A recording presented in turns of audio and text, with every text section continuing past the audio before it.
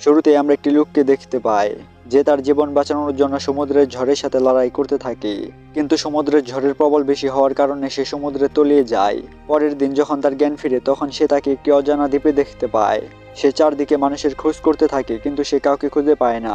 যার পর সে একটি পাহাড়ে উঠে দাঁড়ায় এবং চারদিক দেখতে থাকে, কিন্তু সে দূর দূরান্ত পর্যন্ত পানি ছাড়া কিছুই দেখতে পায় না। সে বুঝতে পারে না এত বড় দ্বীপ সে কিভাবে পাড়ি দেবে। আর এরপর সে ভাবে জঙ্গলে অনেক বড় বাঁশ রয়েছে, যা দিয়ে সে ভেলা বানিয়ে এখান থেকে চলে যেতে পারবে।